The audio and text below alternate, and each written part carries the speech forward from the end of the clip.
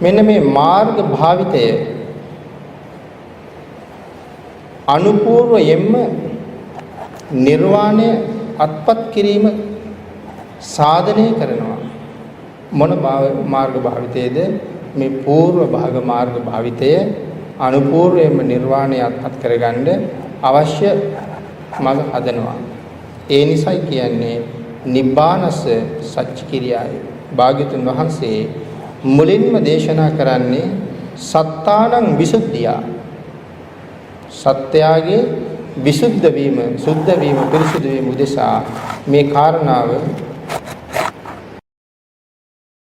තවත් පැහැදිලි කරනවා.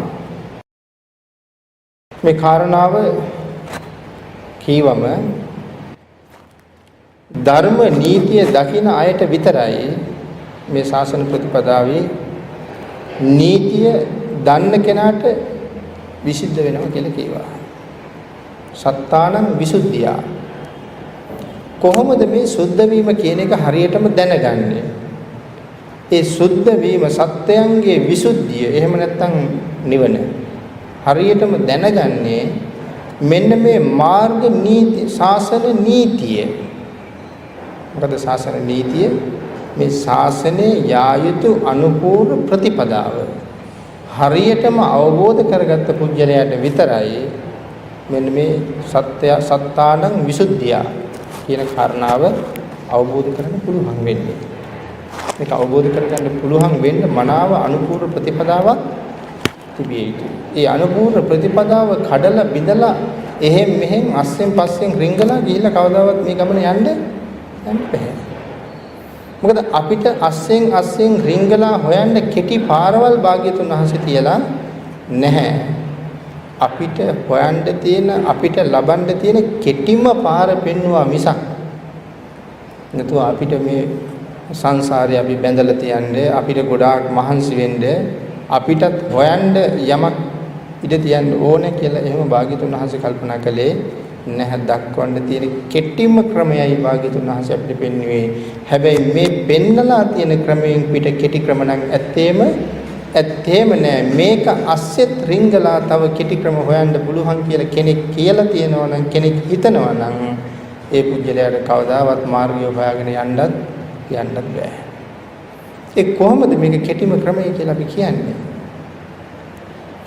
පින්නතුනේ භාග්‍යතුන් වහන්සේ දේශනා කරපු මේ මහා ගාම්භීර ධර්මස්කන්ධය කොයි ප්‍රමාණයද කියලා කොහොමද තීරණය කරන්නේ? අපිට ඒක තීරණය කරන්න බෑ. ඒ කාරණාවට එක උදාහරණයක්. දානේ ගෙදරක දානේ වළඳලා ඉවර වෙලා කරන දේශනාව අපි සඳහන් කළා දීඝනිකායයි මජ්ක්‍ධිමනිකායයි දෙකම තරම් දිගයි මදක් වැඩි කරලා කළොත් කියලා. ඒ කරන සුළු දේශනාව දායකයාටත් ආහාර ගන්න ඉඩ තියලා දේශනාව කරලා භාග්‍යතුන් වහන්සේ වඩිනවනේ. ඒ දේශනාව දීඝනිකායයි මජ්ක්‍ධිමනිකායයි දෙකම තරම් දිග නම් භාග්‍යතුන් වහන්සේ ධම්සභාවේ පැය ගණන් කරපු දේශනා කොච්චර දිග ඇද්ද? අපේ ත්‍රිපිටකයේ පොත් කීයද තියෙන්නේ? ත්‍රිපිටකයේ තියෙන පොත් 57යි. මේ පරම ගම්බීර අති දීර්ඝතර වූ ධර්මය පොත් 57කට කෙසේනම් සංග්‍රහ කරන්නද? එහෙනම් පරිනිර්වාණ මංචකයේ සදපලා ඉන්න වෙලාවේ භාග්‍යතුන් වහන්සේම අදිෂ්ඨාන කරලා තියෙනවා ලෝක සත්‍යයේ නිර්වාණය උදෙසා මෙන්න මේ ප්‍රමාණය ඇති. මේ ටික ඒ අයගේ නිර්වාණය උදෙසා හොඳටම ඇති. භාග්‍යවතුන් වහන්සේගේ අන්න ඒ අදිෂ්ඨාන ශක්තියෙන් අපිට දායාද වෙච්ච කොටස තමයි මේ ත්‍රිපිටකයේ සහාට කතාවේ තියෙන්නේ. එහෙමනම් ඒක කොයිතරම් කෙටි කරලා භාග්‍යවතුන් වහන්සේට අපිට දීලා තියෙනවද? අන්න ඒ ක්‍රමය තුල තියෙනවා නිර්වාණය හොයාගෙන යන සැබෑ ප්‍රතිපදාව අනුපූර්ව ප්‍රතිපදාව මොකක්ද කියලා. ඒ ප්‍රතිපදාව ඔස්සේ ගමන් කරන පුද්ගලයාට විසුද්ධිය හොයාගන්න පුළුවන්. එහෙනම් මේක ආශ්‍රිත තවත් කෙටි ක්‍රම හොයන්න නැහැ කියලා සඳහන් කළේ ඒ නිසායි. ශෝකය නැත්නම් සිතේ ඇතිවෙන දුක, පරිදේවය, වැළපීම, දුක්ඛ, කායික වේදනාව, දෝමනසය මේ කාරණා නැතුව පුද්ගලයාට ආර්ය අෂ්ටාංගික මාර්ගය තියෙනවා. ඥානය තියෙනවා. නිර්වාණය පුරලයි ඉන්නේ කියන කාරණාව කියන්න අවශ්‍යම නැහැ. මාර්ගයක් තියෙනවා. ශෝකය, පරිදේවය, දුක්ඛය, දෝමනසය නැති කරන්න පුළුවන් කාරණා ටික ඔක්කොම භාග්‍යතුන් වහන්සේ පැහැදිලි කරලා දීලා තියෙනවා. ආර්ය අෂ්ටාංගික මාර්ගය ඥායස් අධිගමය අධිගමනය කරගන්න අවබෝධ කරගන්න කරන ක්‍රමය භාග්‍යතුන් වහන්සේ කියලා දීලයි තියෙන්නේ. නමුත් වෙනවතනේ අපි භාග්‍යවතුන් වහන්සේ මේ සියලු කාරණා සඳහන් කළේ කියන කරුණ මෙතනදී පැහැදිලි කරගත්තේ අපි ඒ කාරණාවයි අපිට අවශ්‍ය සියලු කරුණු ටික කෙටියෙන් භාග්‍යවතුන් වහන්සේ පැහැදිලි කරලා දීලා තියෙනවා කියන කාරණාව. ශාසන යුක්ති කෝවිදුයි. ශාසන යුක්ති කෝවිදී සඳහන් කරන්නේ මේ ශාසන ක්‍රමවේදය පිළිබඳ දක්ෂයන්ට විතරයි මේ එක වචනයක් කියවම සියලු දේ තේරෙන්නේ. ශාසන ප්‍රතිපදාව මනාව අවබෝධ කරගන්න පුළුවන් දක්ෂයෙකුට විතරයි එක දහම් කරුණකින් මේක මනාව අවබෝධ වුණේ. ශාසන ප්‍රතිපදාව අවබෝධ කරගන්න දක්ෂයෙක් කියලා කියන්නේ పూర్වයේ එය ප්‍රාර්ථනා කරලා තියෙන අය. పూర్වයේ ඒට වෙහෙසලා තියෙන අය. මේකට මෙහෙම උදාහරණයක් අපිට වැටහෙයි. දීපංකර බුදුරජාණන් වහන්සේගෙන් අපේ බෝසතාණන් වහන්සේ නියත විවරණ ගන්න වෙලාවේ අප්‍රමාණ ප්‍රීතියටපත් වෙන මිනිස්සු සාදුකාර පවත්වන්න පටන් ගන්නවා. භාග්‍යවතුන් වහන්සේ මේ පුෂ්ප උපහාර දැක්වුවා. මහරහතන් වහන්සේට පුෂ්ප උපහාර දැක්වුවා. මිනිස්සු සාදු කියා ප්‍රදේශයේ හෙළවෙන තරම් මිනිසුන්ගේ සාදු නාදය භාග්‍යවතුන් වහන්සේ පුෂ්ප උපහාර දක්වලා දකුණු කකුල පෙරට තියලා භාග්‍යවතුන් වහන්සේ දානශාලාවට වඩින ගමන ආරම්භ කළා. භාග්‍යවතුන් වහන්සේගේ පසුපසෙන් ලක්ෂ 4ක් මහරහතන් වහන්සේලා පුෂ්ප උපහාර දක්වා දානශාලාව දක්වා උන්වහන්සේලා වැඩියා. භාග්‍යවතුන් වහන්සේ පිටුපස්සෙන් මිනිස්සු ගියා. මේ වෙලාවේ සාදුකාර පවත්ත දෙවියෝ භාග්‍යවතුන් වහන්සේට සාදුකාර දෙනවා වගේම සුමේද තාපසතුමාට සාදුකාර පවත්වා කියනවා. ආර්ය වූ සුමේද තාපසතුමනි, ආර්ය වූ කියලා මෙතන සඳහන් කරලා උන්වහන්සේ ආර්ය මාර්ගය ලබලා නැහැ. නමුත් මහරහතන් වහන්සේලා දන ගහලා වැඳ දෙව්ලොව ඉන්න වෙලාවේ ඉපදිච්ච වෙලාවෙත් වැඳා. එමනම් සුමේද තාපසතුමා කොයිතරම් බලේ ශක්තිය තියෙන කෙනෙක්ද? නම් ශ්‍රේෂ්ඨ පුරුෂයෙක්. දෙවියෝ කියනවා ඔබ ඒකාන්තයෙන් බුදු වෙනවා. පෙර බුදු වුණ බෝසතාණන් වහන්සේලා නියත විවරණ ලබපු වෙලාවේ නිමිති 32ක් පහළ වුණා.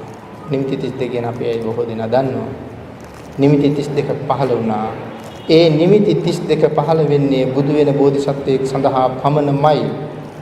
තව ස්වල්ප මොහොතකින් සුමේද තාපසයාණෙනි ඔබ වෙනුවෙන් මේ නිමිති 32 පහළ වෙනවාමයි කියලා දෙවියෝ සඳහන් කරලා ඉවර වෙනවත් එක්කම මේ නිමිති 32 පහළ වෙන්න පටන් ගන්නවා. අර මිනිස්සු සාදුකාර පවත්වා මිනිස්සු කියනවා යම් හේතුවකින් දීපංකර බුද්ධ ශාසනයේ නිර්වාණ අවබෝධය ලබා ගන්න බැරි වුණොත් අපි අනිවාර්යෙන් ගෞතම බුද්ධ ශාසනයේ නිවන් දකින්නවාමයි. එහෙනම් අන්න එහෙම කල්පනා කර ප්‍රතිපදාව සම්පූර්ණ කර ආපු පිරිසක් එවන් පිරිසකට භාග්‍යතුන් වහන්සේගේ එක බණ පදයේ දෙක අහනකොට අර මලක් පිපෙනවා වගේ සසර පුරුද්ද අවදි වෙන්න පටන් ගන්නවා. පින්විතනි මේක සෝතානුදත්ත සූත්‍රයේ මනාව පැහැදිලි කරලා තියෙනවා. නවාංග ශාස්ත්‍රීය ශාසනයේ මනාව ප්‍රගුණ කරපු පුජ්‍යලේක් මාර්ගඵල නොලබා මරණයෙන් පස්සේ දෙව්ලොවක ගිහිල්ලා ඉපදුනොත් ඒ දෙව්ලොවට 이르දිමත් භික්ෂූන් වහන්සේලා වැඩලා ධර්ම දේශනා කරනවා. අපි මුගලන් මහරහතන් වහන්සේම හරියට දෙව්ලොව වැඩලා ධර්ම දේශනා කළා. අන්න ඒ ධර්මයේ දේශනා කරන වෙලාවේ දැන් මේගොල්ලෝ අප්‍රමාණ දිව්‍ය සැප විඳ ඉන්නේ. මේ ධර්ම සංඥාවක් නැහැ. දිව්‍ය සැපේ මත් වෙලා අර ස්වාමීන් වහන්සේ ධර්ම කාරණාව පැහැදිලි කරනකොට අවදි වෙන්න පටන් ගන්නවා සිත මේ මා පෙර ඉගෙන ගත්තා වූ ධර්මයේ විනය නේද. එතනින් ධර්ම සංඥාව අරගෙන ධර්ම කාරණාවේ හැසිරিলা මගඵල අවබෝධ කරලා සුද්ධාවාස දක්වා ගමන් කළා නිවන් අවබෝධ කරන අයත් ඉන්නවා. නැත්නම් සෝවාන් ආදී මාර්ගඵල ලබාගෙන ආර්ය භාවයටපත් වෙන අයත් ඉන්නවා. මොකද එහෙම වචනෙන් දෙකෙන් හිත අවදි වෙන්නේ එදා හොඳට ඒ කාරණාව ප්‍රගුණ කරලා තිබුණ නිසා. සමහර දිව්‍ය ලෝක වලට 이르දිමත් රහතන් වහන්සේලා වඩින්නේ නැහැ. සමහර රහතන් වහන්සේලා නැති කාලයක් වෙන්නත් පුළුවන්. නමුත් දෙව්ලොවට කොහොමත් අදත් රහතන් වහන්සේලා වැඩලා ධර්ම දේශනා කරනවා. ඒ කොහේ ඉන්න රහතන් වහන්සේලාද? විශේෂයෙන් සුද්ධාවාසවල ඉන්න රහතන් වහන්සේලා දිව්‍ය ලෝක වලට වැඩලා ධර්ම දේශනා කරනවා. සනන් කුමාර දිව්‍ය පුත්‍රයා බ්‍රහ්ම රාජයා එහෙම නිතර සුධර්මා දේව සභාව සමහරලාට ඉවර වෙන වෙලාවක එලියක් වැටෙනවා කියලා සඳහන් කරනවා දේව සභාවට. එතකොට සියලු දෙවිවරු දන්නවා බ්‍රහ්ම රාජයෙක් පහළ වෙන්නයි ලෑස්තියි. ශක්‍ර දේවේන්ද්‍රය තමයි සුධර්මා සභාවේ ප්‍රධානියා. දෙවි රජවරු 33 දෙනයි සඳහන් කරනවා. රජවරු 33 දෙනා ආසන වලින් නැගිටිනවා. මගේ ආසනේ මේ ආසනේ මේ ආසනේ මේ ආසනේ ඉඳගන්න කියලා ආරාධනා කරනවා. දෙවියන්වහන්සේ සුදුසු ආසනයක වාඩි වෙලා මේ දෙවියන්ට ධර්ම දේශනා කරනවා. අන්න එහෙම ධර්ම දේශනා කරන වෙලාවේ තවත් දිව්‍ය පුත්‍රයෙකුට කියනවා නිදුකාණෙනි එදා ඔබත් මමත් ප්‍රගුණ කරපු ධර්මයේ නේද මේ ධර්මය. ධර්මාභිසමය වෙනවා. මොකද පෙර පුරුදු කරලා තිබුණ නිසා. එහෙමනම් මේ ශාසන මාර්ගයේ පෙර සිට ගමන් කරන්න කටයුතු කරලා තිබිච්ච පුජ්‍යලයට විසුද්ධිය ලබා ගන්න එකේ තරම් අපහසු කාරණාවක් වෙන්නේ නැහැ. ඒ කාරණාව සිහිපත් කරනවා. ඥානයන් තියෙනවා. නිර්වාණය සපුරලයි ඉන්නේ කියන කාරණාව අපි භාග්‍යතුන් වහන්සේ මේ සියලු ශාසන යුක්තිකෝවිදෝ කියන කාරණාව සියල්ල සම්පූර්ණ කරලා තියෙන පුජ්‍යලයට මාර්ගය ඊට පහසුවෙන් ලැබෙනවා. ශාසන යුක්තිකෝවිදෝ ශාසනීය මනාව ඇසිරලා තියෙන අය මේ යම් අර්ථයක් ඒකායන මාර්ගය ඒකායනෝ මග්ගෝ ප්‍රකට කරලා පෙන්වන්නේ ශෝක පරිද්දවාණං සමතික්කමාය ආදී ප්‍රකාශ කරන යම් හේතුවකින් සත්‍යයන්ගේ විසුද්ධිය ඒකායන මාර්ගයෙන් සිද්ධ වෙනවා. ඒකායන මාර්ගයෙන් කියලා කියන්නේ නිවැරදිම මාර්ගයේ ගමන් කරන සත්‍යයගේ විසුද්ධිය සිද්ධ වෙනවා කියලා සඳහන් කරනවා. සත්‍යයන්ගේ ශෝකයේ පරිදේවය අතික්‍රමණය වෙලා ඒ ශෝක පරිදේවය ඒ තුලින් නැති කරලා දෝමනස්යන් නිරෝධය කරන්න ඒ තුලින් පුළුවන් වෙනවා. දුක, ශෝකය, පරිදේවය, දෝමනස්සය මේ සියල්ල නැති කරන්න පුළුවන් කියලා කියන්නේ එතනින් ඉතරට යන්න කටයුතු සංවිධානය සම්පූර්ණ කරගන්න පුළුවන් මනාව ධර්ම කාරණාව ප්‍රගුණ කරලා අවබෝධ කරගත්ත අයට. දුක්ඛ දෝමනස්ස නිරෝධය ඇති කරගත්ත පුජ්‍යලයා ආර්ය අෂ්ටාංගික මාර්ගය තමා තුළ ඇති කර ගන්නවා කියලා සඳහන් කරනවා. ඒ කියන්නේ මනාව නිර්වාණය හොයාගෙන යන මාර්ගය පිරිසිදු කරගත්තා. Taman තුලින් ආර්ය අෂ්ටාංගික මාර්ගයේ බොහොම මනාව දකිනවා කියන කාරණාව. ඒ ආර්ය අෂ්ටාංගික මාර්ගයේ තමා තුළ උපදවන පුද්ගලයා නිර්වාණය අත්පත් කරගන්න ඔහුට ඉතා පහසුයි. එහෙනම් නිවන් සොයාගෙන යන්න තියෙන පහසු මාර්ගය ආර්ය අෂ්ටාංගික මාර්ගයේ ගමන් කරන එක භාග්‍යතුන් වහන්සේ ඒකනේ මේ පාර අපිට පෙන්වන්නේ. නිවනට යන්න තියෙන පාර ආර්ය අෂ්ටාංගික මාර්ගය. ඉතින් මනා වූ පැහැදිලි වූ පිරිසිදු වූ පාරක් අපිට භාග්‍යතුන් වහන්සේ පෙන්වලා තියෙනකොට අපි අවශ්‍ය පාරට කටු ගහලා තියලා මේ එහෙම් මෙහෙම් ගල් පොරුළු තියෙන උල් කටු පිරිච්ච කැලෑ පාරවල වලින් මේ ගමන යන්න ගියාට අපිට යන්න බැරුව යනවා. ඒක හරියට රිදෙනවා, ඇනෙනවා, තුවාල වෙනවා, සීරෙනවා. එහෙනම් හරියට මගනවතින්න සිද්ධ වෙනවා. නමුත් නිවැරදි පිරිසිදු පාරක් භාග්‍යතුන් වහන්සේ අපිට පෙන්නලා තියෙනවා. සංසාරයෙන් ඈතර යන්න උත්සාහ කරන පුද්ගලයා මෙන්න මේ මාර්ගය ඔස්සේ ගමන් කළ යුතුයි කියන කාරණාවත් එක්ක. මේ ක්‍රමය දක්වමින් දේශනා කරනවා තස්මා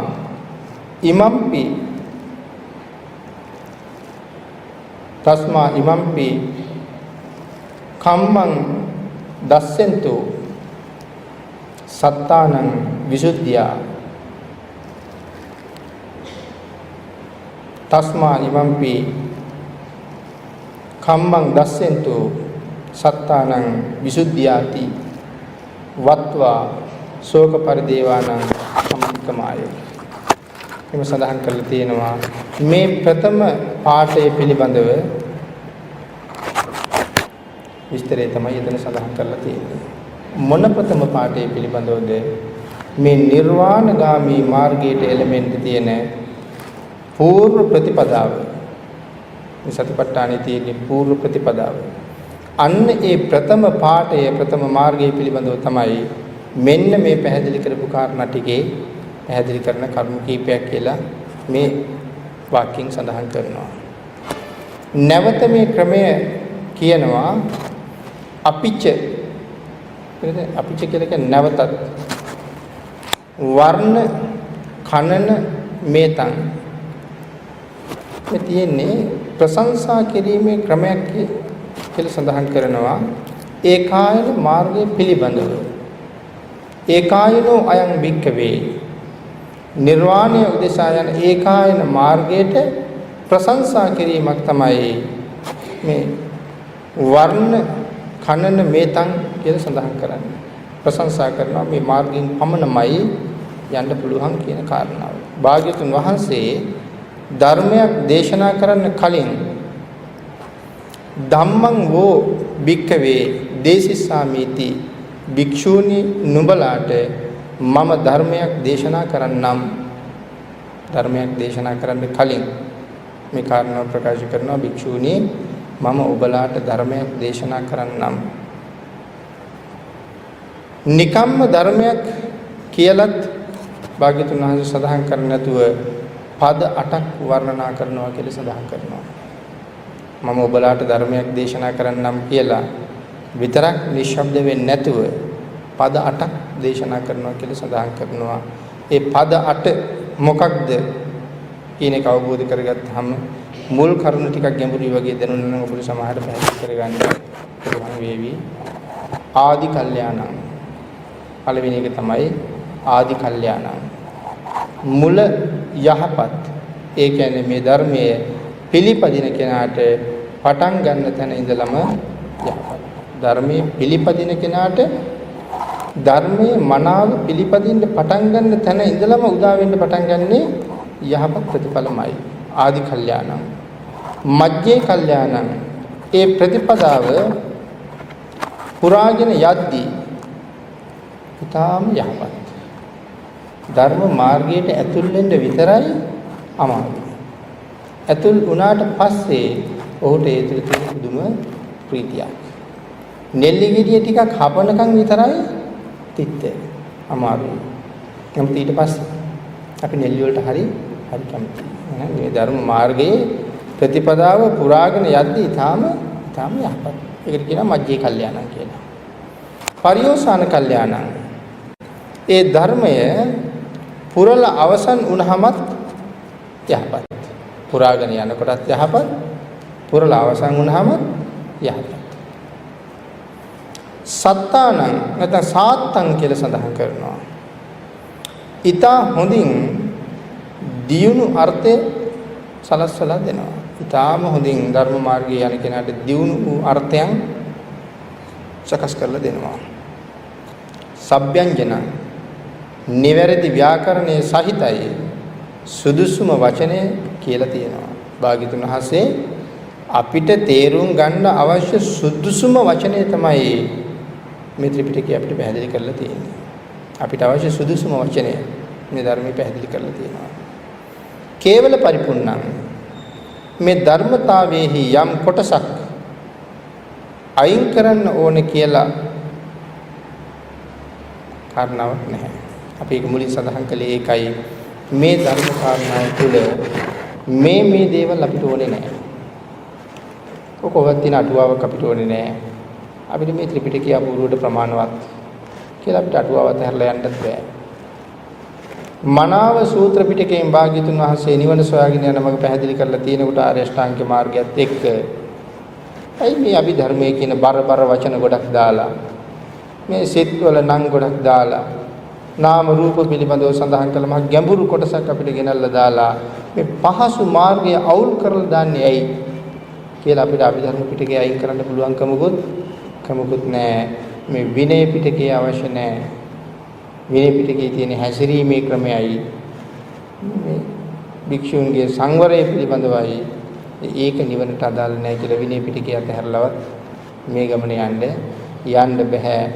ඒ කාරණා ටික අවශ්‍ය නැත්නම් භාග්‍යතුන් වහන්සේ ඒ ටික අපිට අනිවාර්යෙන් අතහැරලා අයින් කරලාමයි දෙන්නේ. දැන් මේ අපිට දෙන්න අදිෂ්ඨාන කරපු කොටසේ අපිට ඕන නැති සියලුම දේවල් අයින් කරලානේ භාග්‍යතුන් වහන්සේ තියෙන්නේ.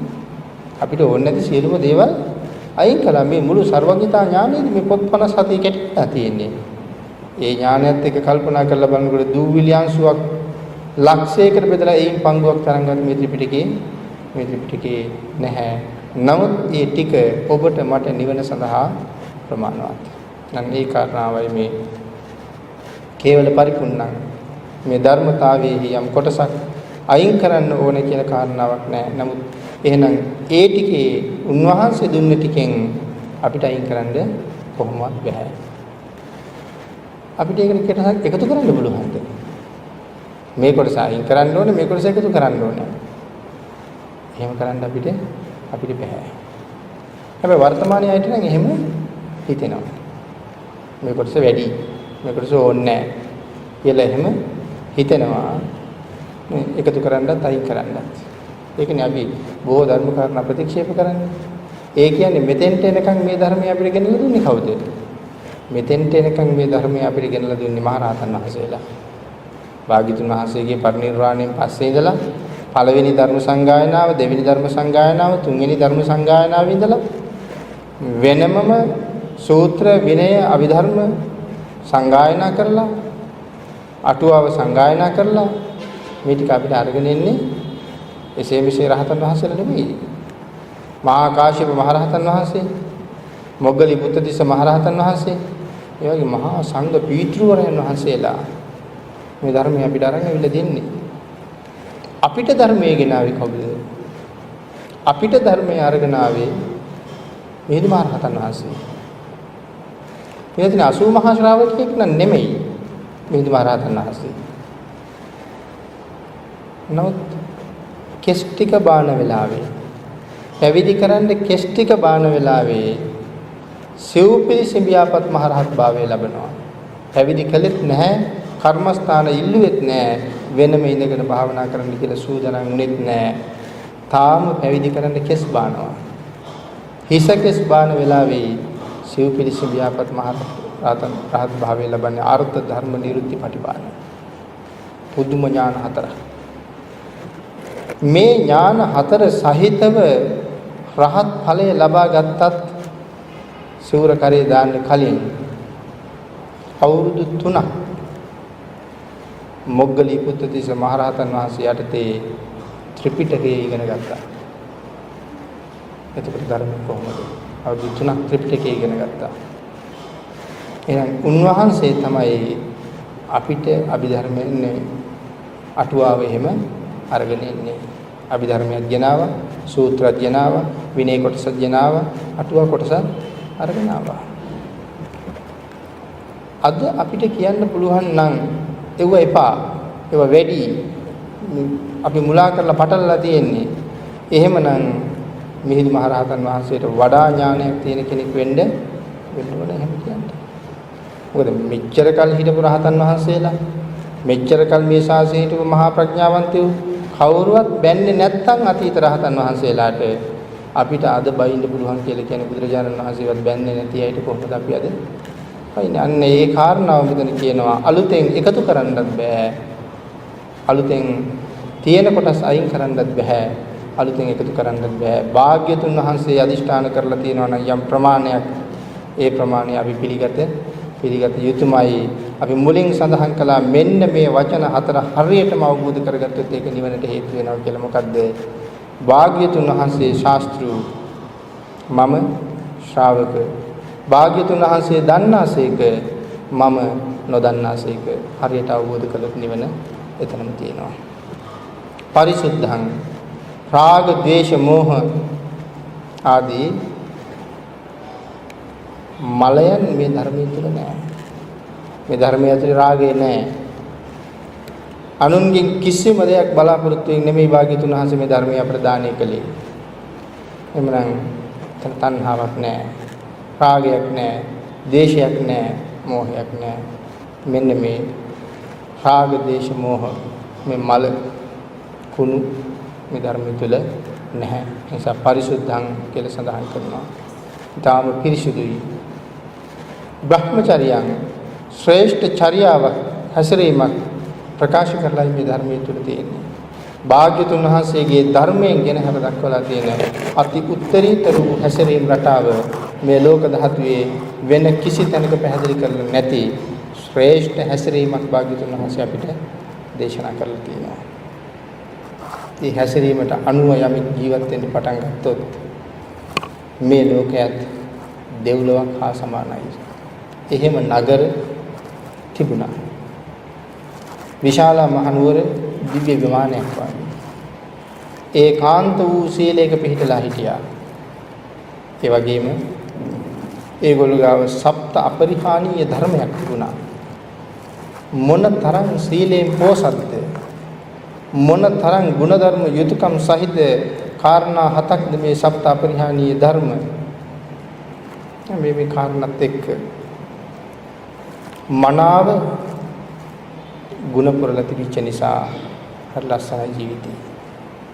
සවැත් නුවර පුණ්‍යවන්තයෝ ඉන්න කාලේට විතරක් බබලෙන නගරයක්. රජගහ නුවර පුණ්‍යවන්තයෝ ඉන්න කාලේට විතරක් බබලෙන නගරය. සිල්වත් ගුණවත් පුණ්‍යවන්තයෝ නැති නිසා අද ඒ නගර පාළු වෙනවා කියලා ධර්මයේ සඳහන් කරලා තියෙන හැටියටම අද පාළු වෙනවා. එhmenan මේ ධර්මයේ යම් කෙනෙක් හැසිරෙනවා නම් ශ්‍රේෂ්ඨ චර්යාව භාග්‍යතුන් වහන්සේගේ ශ්‍රේෂ්ඨ හැසිරීම ක්‍රමයට අනුව ජීවත් වෙනවා නම් කොයිතරම් ඒ ලෝකයේ ඒ ප්‍රදේශයේ ඒ ජනපදයේ ලස්සන වෙනවද කියන කාරණාව මනාවකින් ඔප් වෙලා තියෙනවා. මේ චක්ක කියලා සූත්‍රයක් තියෙනවා. චක්ක කියන සූත්‍ර දේශනාව මේ දේශනාවේ සඳහන් කරලා තියෙනවා පද 8ක් වර්ණනා කරලා තමයි මේ දේශනාව පටන් ගන්න. මොන දේශනාවද? චක්ක කියන සූත්‍ර දේශනාව පටන් ගන්නේ පද 8ක් වර්ණනා කරලා. සඳහන් කරනවා ශ්‍රාවකයන්ගේ උනන්දුව වැඩි කරලීම සඳහා ආර්ය වංශ දේශනාව කරන විට භාග්‍යතුන් වහන්සේ දේශනා කරනවා මෙන්න මෙහෙම චත්තාරෝ මේ භික්ඛවේ ආර්ය වංශා භික්ෂුණී මේ ආර්ය වංශ හතරක් තියෙනවා. චත්තාරෝ මේ භික්ඛවේ ආර්ය වංශා භික්ෂුණී මේ ආර්ය වංශ හතරක් තියෙනවා. මොකද්ද ආර්ය වංශ හතර? අඤ්ඤා ලෝකේහි අග්‍රයයි සම්මතයි. අඥා ලෝකේ අග්‍රයි කියලා සම්මතයි. වංශඤ්ඤු උතන අඥා කියලා සඳහන් කරන්නේ අග්ගඤ්ඤු කියන එකයි. අග්ගඤ්ඤයි වංශඤ්ඤුයි. උතන වංශඤ්ඤා කියලා සඳහන් කරන්නේ බුද්ධ වංශයට අයිති. අග්ගඤ්ඤයි ලෝකෙහි අග්‍රයයි සම්මතයි. වංශඤ්ඤා බුද්ධ වංශයට අයිති. පෝරාණා ඊටාම පැරණි පුරාණයි. ඊටාම පැරණි මහා සම්මත රාජවංශය. ඊටාම පැරණි. එනිසා පෝරාණා.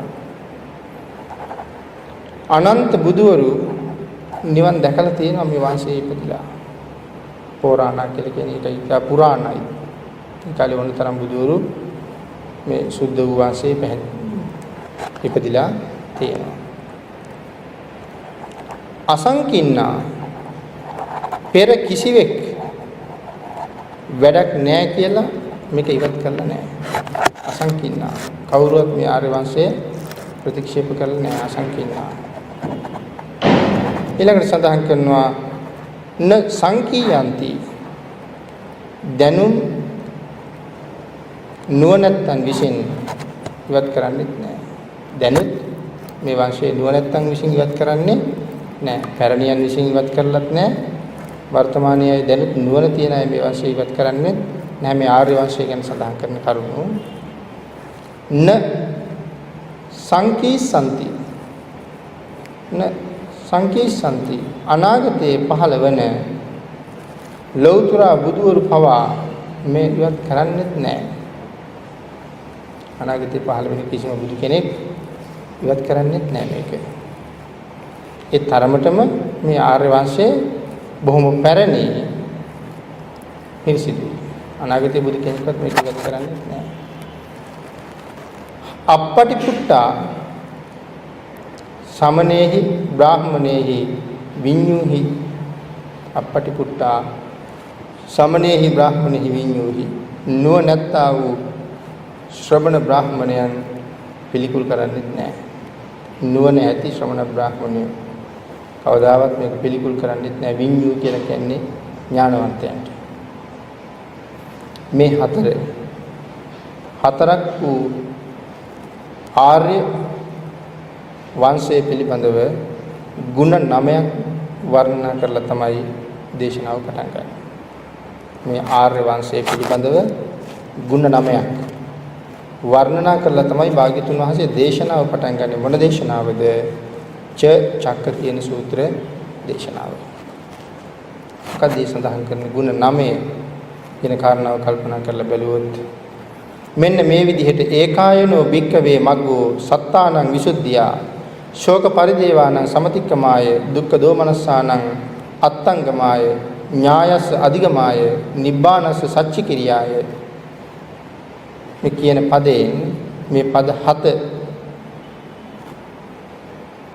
භික්ෂුන්ගේ උත්සාහය පිණිස සඳහන් කරනවා. මේ ගුණ මේ පද 7 ගුණ වඩන අහන භික්ෂූන්ගේ උත්සාහය වර්ධනය කිරීම පිණිසයි දේශනා කරලා තියෙන්නේ කියලා.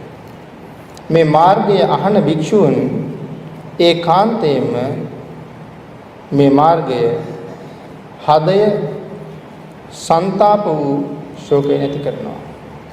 මේ මාර්ගයේ අහන භික්ෂූන් වහන්සේලා ඒකාන්ත වශයෙන්ම හදවත තවන හදය සංతాප වූ හදවත තවන හදවත රිදවන හදවත කීරි ගහන පාරවන ශෝකය නැති කරලා දානවා.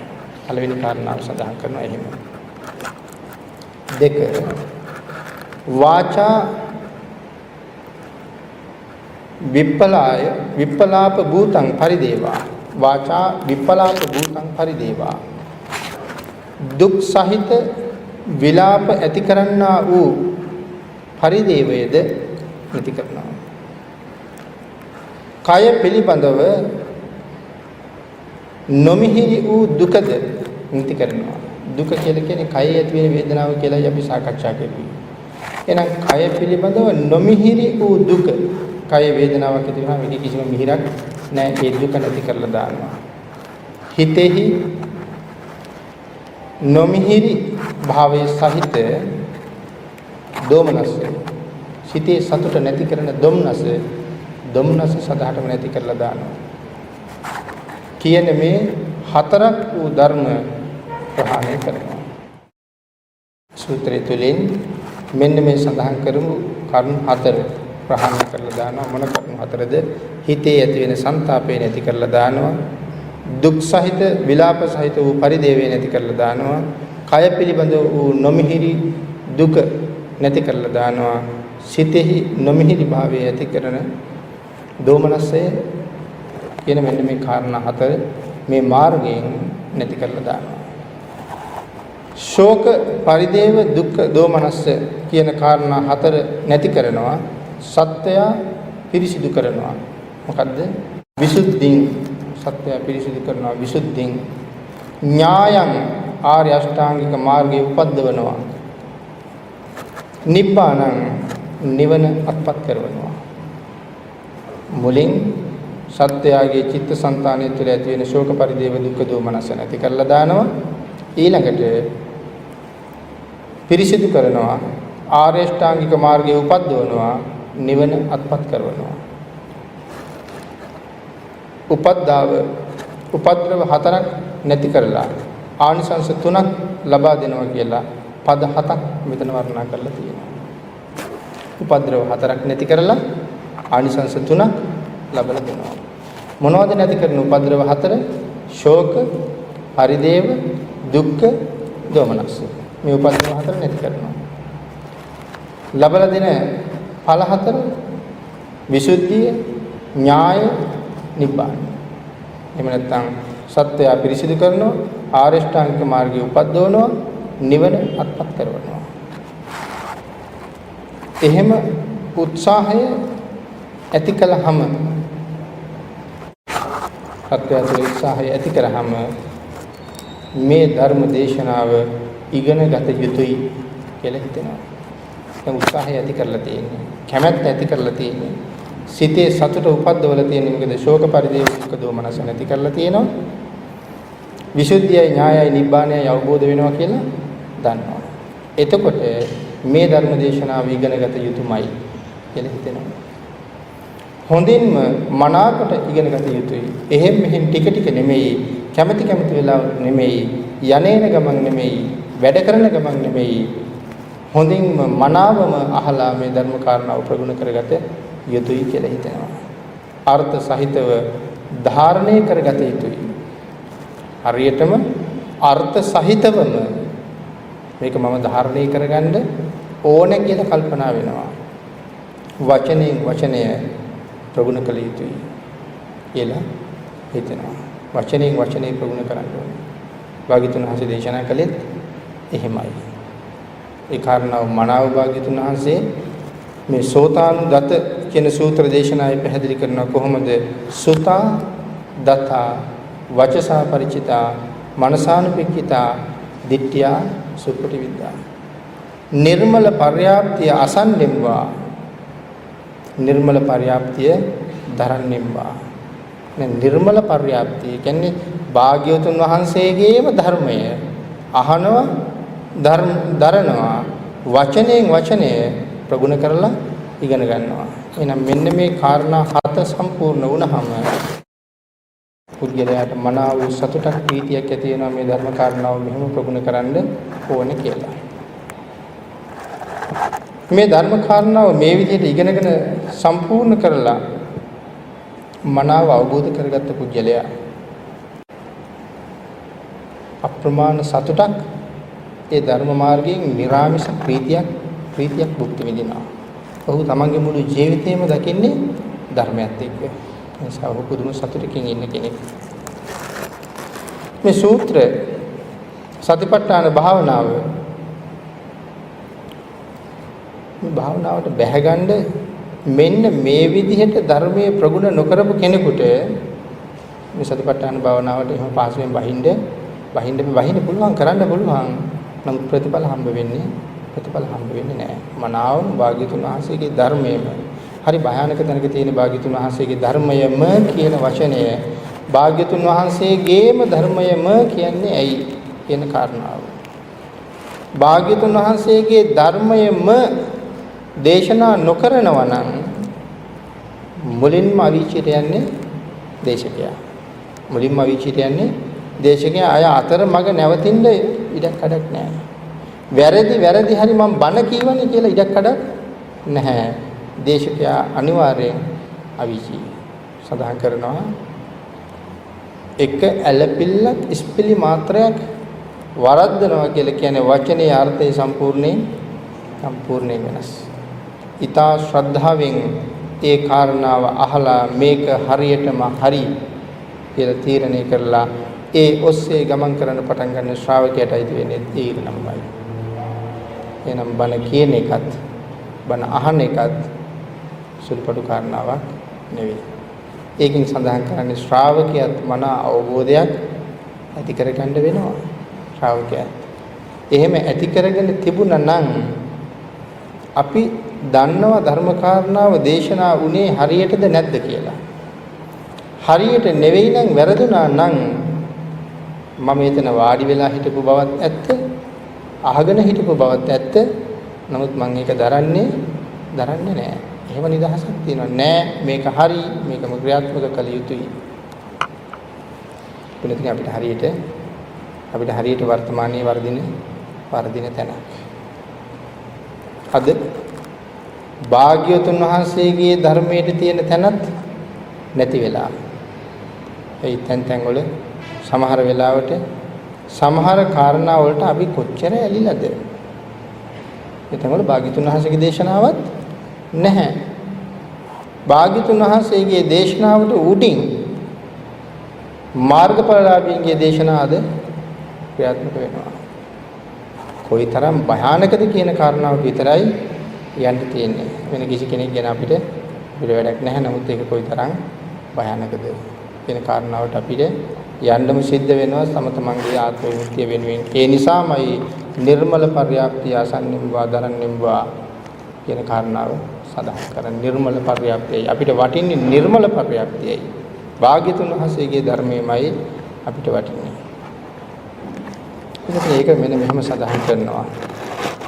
නිවන් දකින්නේ ඇයි කියන කාරණාවට උත්තරේ කවුරුලා තියෙන්නේ? නිවන් දකින්න ඕනේ ඇයි? ඒකට උත්තරේ මේ ලෝකේ වෙන කවුරුත් ගාව නැහැ. ඒ ප්‍රශ්නෙට උත්තරේ තියෙන්නේ තමන් ගාවයි. මම නිවන් දකින්න ඕනේ ඇයි?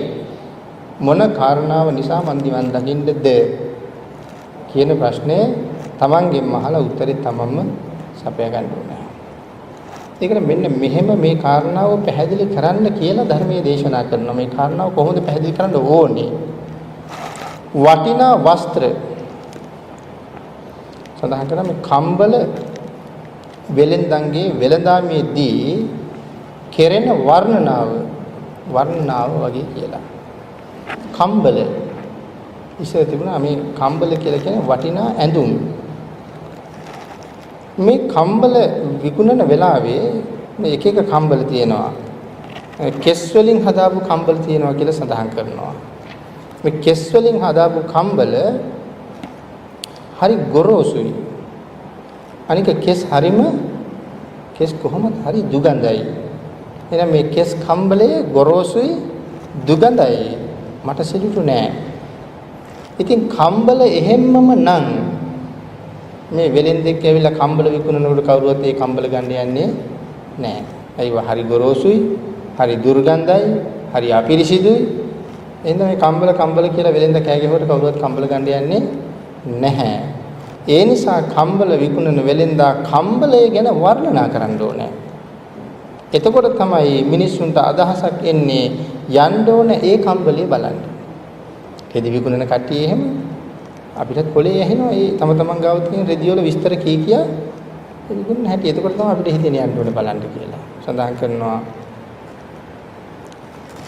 මේ ලක්ෂයක් වටින සුදු පාට කම්බල වෙළඳාම් කරන වෙලෙන්දා කම්බල එන්න මිලදී ගන්න කියලා කිව්වොත් එය ගන්න බලන්න කවුරුවත් එන්නේ නැහැ. කම්බල එන්න මිලදී ගන්න මේ කම්බල තියෙනවා කියලා කිව්වට කවුරුවත් එන්නේ නැහැ. මන්ද අපි සඳහන් කරුවා වගේ මේ කෙස් වලින් හදාපු ආදී බාලපන්නේ කම්බල තියෙන නිසා.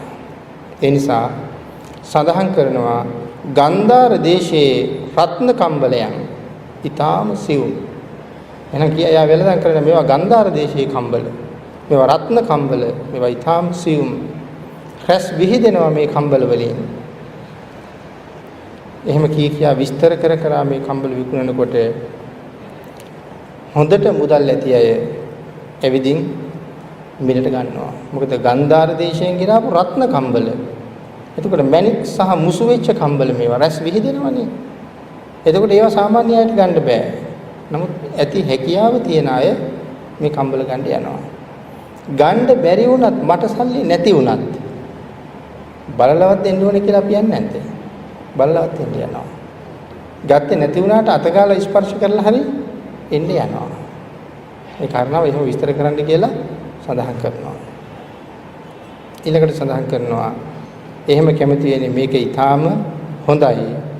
පාවිච්චි කරන කෙනාට ඊටාම සුවදායකයි කියලා වර්ණනා කරාම තමයි උනන්දු ඇති වෙන්නේ. මොකද මේ ගැන නොදන්න කෙනෙකුට නම කිව්ව පමණින් කම්බලේ මොකද්ද කියලා අඳුරන්නේ නැහැ. එහෙනම් කම්බලේ මොකද්ද කියලා විස්තර කරලා වර්ණනා කරලා කියලා දෙන්න ඕනේ. දැන් මේ මොකක් ගැන කියන්නද මේ එන්නේ? අපි ඉස්සෙල්ලා කතා කරුවා කාරණා 4ක් නැති කරලා ප්‍රතිලාභ 3ක් ලබලා දෙනවා. එහෙනම් ධර්මයෙන් ලැබෙන හැටි, එතෙන්ට ගේන්න ඕනේ හැටි මෙහෙම උදාහරණයකින් මේ පැහැදිලි කරනවා. ඊළඟට ඒ කාරණාව තවත් පැහැදිලි කරලා තියෙනවා රත්තරන් එක්ක. කොහොමද රත්තරන් එක්ක මේ කාරණාව පැහැදිලි කරන්නේ?